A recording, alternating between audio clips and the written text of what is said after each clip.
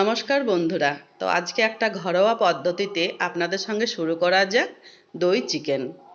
তো আমি প্রথমে নিয়ে নিয়েছি এখানে 800 মতো চিকেন। তো চিকেনটা আগেই আমি ভালোভাবে ধুয়ে নিয়েছিলাম। তারপর আমি এতে দিয়ে দিলাম একটু জিরের গুঁড়ো, গোলমরিচ গুঁড়ো আর 4 চামচ মতো দই আর লবণ। তারপর আমি ভালোভাবে এটাকে ম্যারিনেট করে 1 ঘন্টা মতন রেখে দিয়েছিলাম। তারপর দিয়ে দিলাম কড়াইতে তেল। তেল দেওয়ার পর দিলাম সামান্য পরিমাণে চিনি। তারপর দেব 1.5টা মতো গোটা শুকনো লঙ্কা। তারপর দিয়ে দেব গোলমরিচ। তারপর দেব গোটা গরম মশলাগুলো, লবঙ্গ, এলাচ, দারচিনি।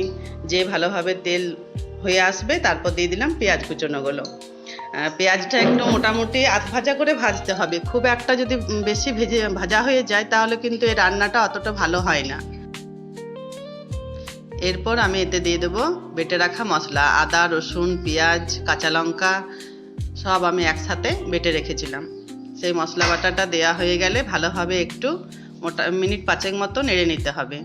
মশলাটা যেই আধ ভাজা হয়ে যাবে তারপর দিয়ে দেবো আমি ঘরে পেস্ট গুঁড়ো করে রাখি জিরের গুঁড়ো, জিরে, হালকা ধনে আর গোটা গোলমরিচ। সেই গুঁড়ো মশলাটা আমি দিয়ে দিলাম। তারপর দিয়ে দিলাম হলুদ আর লাল মির্চ মশলা।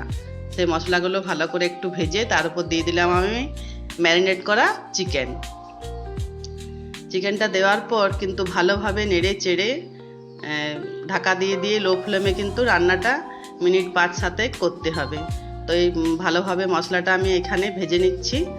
কিছুটা ভাজা হওয়ার পর তারপর আমি এতে দিয়ে দেব মিট মশলা। আমি কিন্তু এখানে কোনো চিকেন মশলা দেব না, এখানে দেব মিট মশলা।